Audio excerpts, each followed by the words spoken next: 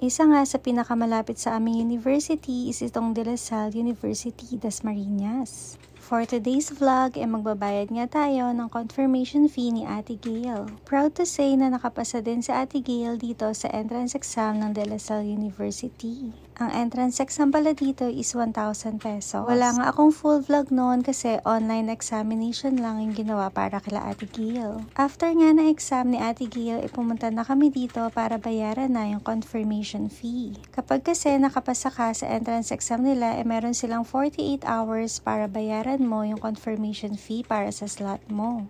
Pwede din naman siyang online bank transfer pero aalis din kami ngayon kaya pumunta na rin kami dito. Medyo late na nga rin kami pumunta at halos wala ng tao dito sa loob. Sobrang bilis nga lang din ang punta namin dito at after namin magbayad, aalis na rin kami agad. Ang confirmation fee pala dito sa La Salle is 4,500 pero wag kang mag-alala dahil ibabawas nila yon sa tuition fee. After nga namin magbayad, umalis na rin kami dahil may pupuntahan pa kaming appointment ni Ate Gail. From De La Salle University nga, malapit lang din dito yung SM Market Mall sa Dasmariñas. Ang next na pupuntahan naman namin is yung appointment ni Ate Gail para sa kanyang underarms. Nagpabook nga siya dito sa Dear Self ng 4 sessions ng underarm whitening. Siya lang din naman kasi yung maarte kaya siya lang din yung nagpabook. Char. Ang ganda at ang aliwalas nga dito sa Dear Self. At talagang ang lakas makagirly ng motif ng clinic nila. Shinave nga muna yung underarms ni Ate Gail, nilagyan ng whitening and then ni-laser. Siguro tumagal lang to ng 5 to 10 minutes and then tapos na agad. Ang kinuha pala na package ni Ate Gail is yung 4 sessions para makita niya kung effective talaga. Kung taga Dasmariñas, Cavite nga din kayo at gusto nyo magpaset ng appointment, visit nyo lang yung page nila na Dear Self. After pala ng underarm whitening ni Ate Gail ay nag-offer sila ng cream at itong oatmeal soap. Ito lang kasi muna yung pwede niyang gamitin para sa kanyang underarms. After nga ng kanyang scheduled session, pumunta naman kami dito sa SM Dasmariñas. Pag ako nag-apartment ng sarili ko, ganyan yung Hindi si Mickey, pero ganyang kulay. Pero ganyan, no? Ito. Hindi. Gusto ko naman ito. Kaya po. Ang pinunta pala namin dito is para magtingin ng gas range oven kasi gusto ko nang palitan yung luma ko.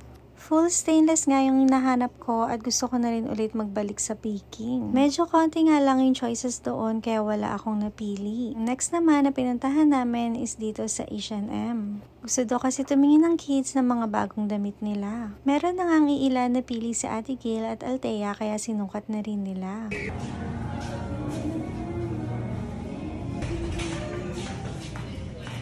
Ano yun? Bakit ka kinikilig?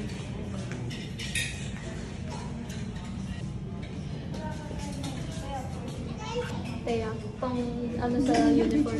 Ang ganda nga sa ating kasi.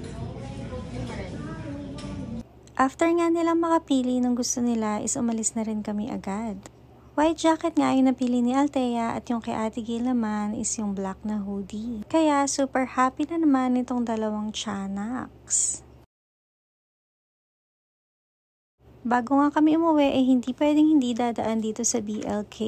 Wala na nga kami masyadong gagawin dito sa SM kaya naisipan naman ng dalawa na tumingin ng laptop. Wala pa naman kaming budget para dito kaya mag-window shopping lang kami. Char. Oh my God!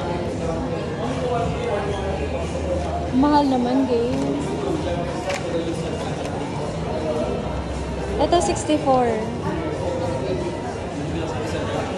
Gusto kasi may touch bar touch bar. Gusto ko may Huwag ka maarte, girl. Tinigil-tigilan na nga namin yung pag-window shopping namin kaya lumabas na kami ng SM. Wala na din kaming mapiling kakainan doon kaya tara, samahan nyo naman kami sa kabila. Dito naman tayo pumunta sa Robinson's Place, Dasmariñas. Tapat nga lang to ng SM kaya malapit lang. Ang una nga namin pinuntahan dito is yung mga appliances. Tinignan ko nga kung ano yung mga options ko dito at kung mas mura ba dito. Fortunately, mas maraming ang pagpipilian dito. At ang maganda pa doon is mas mura yung prices nila dito compared dun sa SM. Dito lang pala ito located sa ground floor ng Robinson's Place, Dasmariñas. Meron na nga akong napupusuan pero mas malaki siya doon sa luma kong gas range oven. Kailangan ko nga munang sukatin kung magkakasya siya doon sa kitchen. Hindi naman siya ganun kalakihan pero meron silang difference na 10 cm. At maganda rin doon is full stainless na siya. Medyo may kamahalan nga lang siya pero pag-iisipan ko pa rin. Nainip na nga kakahintay itong dalawang tiyanaks at nakatulog na yata dito, char. Pagpasensyahan nyo na nga kasi ganyan lang talaga yan magutom, char. After nga namin tumingin ng gas range oven, dito na kami dumiretso sa SNR. Ito kasi yung kinikrave ko na pizza at sa lahat nga ng pizza is ito yung pinakagusto ko. Mas gusto ko nga ito kaysa doon sa cheesy stuffed crust ng Pizza Hut. Kaso yung kids naman at si Sir Amo is yun yung favorite nila. Kumuha na nga ako dito ng slice ng pizza at syempre hindi pwedeng mawawala yung rice meal ko. Medyo late na nga and after namin mag-dinner, konti na lang talaga yung tao dito sa parking. Sana nag-enjoy kayo sa lakwatsa natin mga pretties. Bye!